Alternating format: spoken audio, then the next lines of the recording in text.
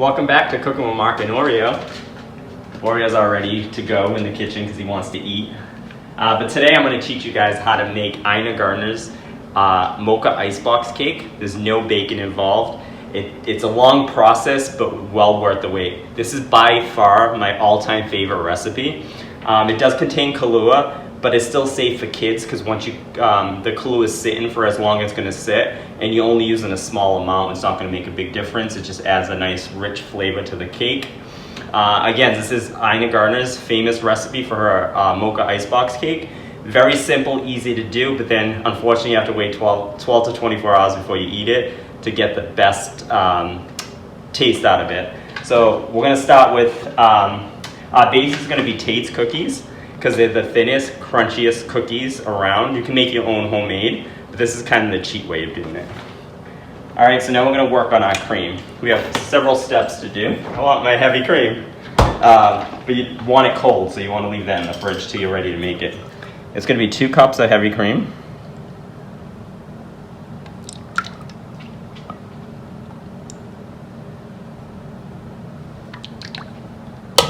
And then everything else is going to go right in this together. So you have half a cup of sugar, white sugar,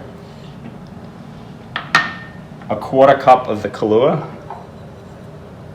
as you can see right there, 1/4 cup. Then you want 2 tablespoons of unsweetened cocoa. I love Hershey's, nothing beats Hershey's cocoa. But you want to make sure it's unsweetened, so 2 tablespoons. And some stuck in there. And then you want a teaspoon of vanilla extract, a teaspoon of espresso coffee. And again, you want to make sure you get all of it out. And then the last thing before we start making frosting, or base I should say, is you want mascarpone cheese. You want 12 ounces. Each container that I have is 8 ounces, so you want about 1.5 containers. And it's really thick, so you want to make sure you just scrape all of it out. Okay, so that's about 8 ounces. And then you want about half of the other one, because you want about 12 ounces of mascarpone cheese. And again, I don't even know if I'm pronouncing that right, but as you can see the container, in case I'm not saying it right. For all my Italian friends out there, I'm sure I'm butchering the name. And again, I'm putting a little bit more than half just because some of it's stuck to the container. But again, you want about 12 ounces. And that's about it right there to make our homemade mocha whipped cream. And then you want to attach your mixer with a whisk. And you want to whisk this on medium speed until it forms peaks. So it takes a few minutes, probably like 3 to 5 minutes. And you just want to keep whisking it until it creates peaks.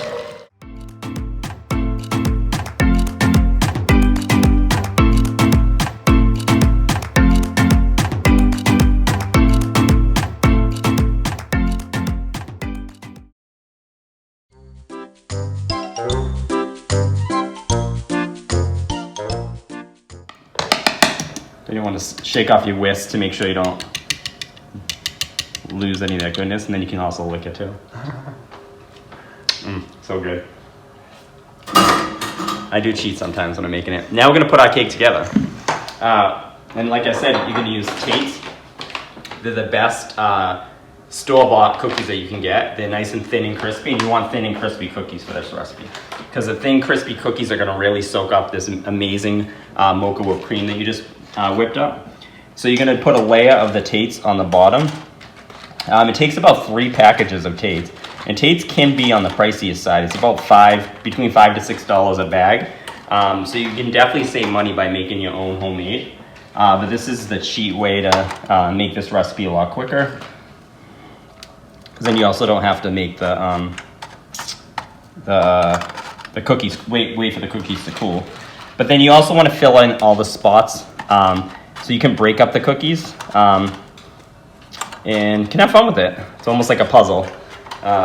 So like I'm just breaking up some pieces to fill out the holes because you want a nice flat layer. And I think Oreo hates when I make anything that's he can't eat. Again, as you can see, like I did like a layer and I filled in most of the holes. And then you want to put a layer of the whipped cream on top of that. You don't want to put too much because you want even layers.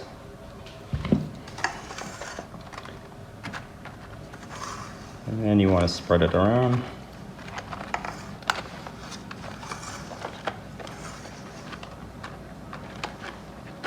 I'm going to take a little bit more for this first layer of the cream. So then you want to just repeat that on the next layer with the Tate's cookies.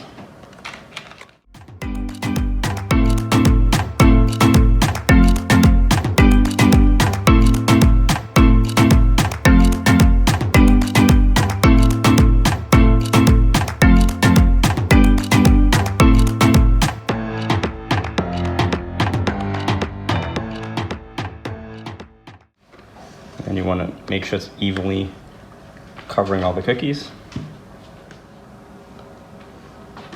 With the amount of cream left, I'm going to try to do 2 more layers. I'm trying to be ambitious. We'll see how that works out.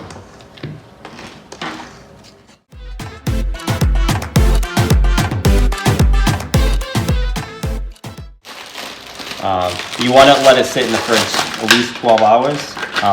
24 even better. The longer you let it sit, the softer the cake will be.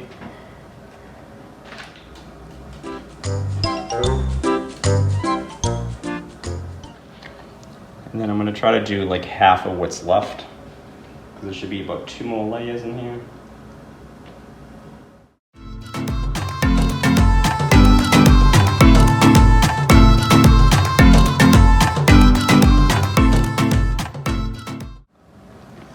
That looks beautiful. So we should have just enough cream to do 1 more layer and just enough cookies to do 1 more layer. And again, since this is the last layer, we don't have that many cookies left. I'm going to spread them around.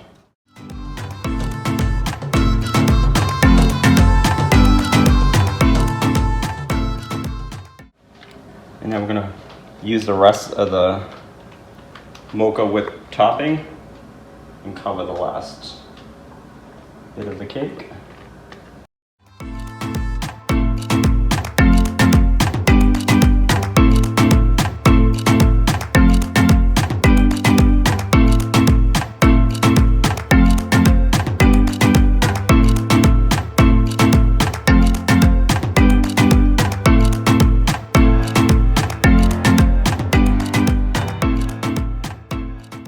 Step is you want to top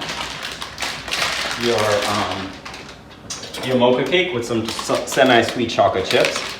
I like doing the mini because then you can put a lot on it. So you just want to cover the whole top.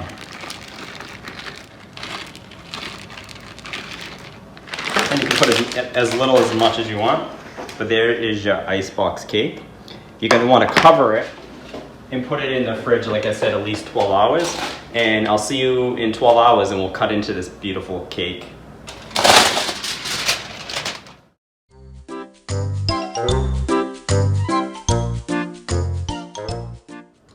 Welcome back to Cooking with Mark and Oreo. It's been about almost 24 hours now, and it's time to look at our mocha icebox cake. So I'm gonna take it out of the fridge. Are you ready, Oreo, for the big reveal?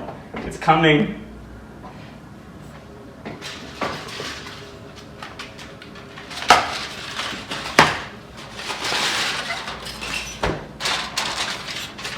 And wow, look how beautiful that looks. I'm gonna show you how to take it out of the pan. So I got a couple of tools here, and you're gonna see how to take it out in a second. All right, since we use a springform pan, you just don't wanna spring it open like you would like a regular cake, because that's gonna be a mess because this is more of a whipped cream based cake. So you wanna take a butter knife, and you wanna go all along the edges, as close to the container as possible, and you'll hear a little like clicking noise. That means you're right at the edge. That's what you want to be. And just a reminder, the longer you leave it in the fridge, the better the cake will taste. The recipe calls for 12 hours. I left it for 24.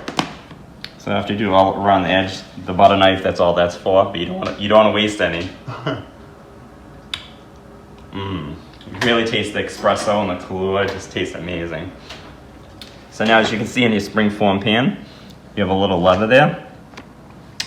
And then you want to slowly remove it. And you can lick the side of this. You never want to waste any. I promise it's so good. So I'm going to save that aside to lick later. But this is what the finished product looks like. I kind of mess up the side a little bit. We can just fix that a little bit to make it look pretty.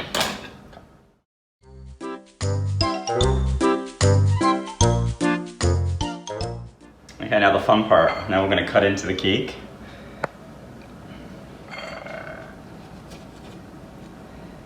And you want to make sure you get all the way to the bottom to get that last cookie layer. Look how good that looks. And you know I have to try that. So I'm going to try a little bit on the side. That is amazing. As you see on the side, you can see the layers of the cookies. All that wonderful mocha homemade whipped cream. It's amazing. I hope you enjoy this recipe. Thank my assistant Oreo.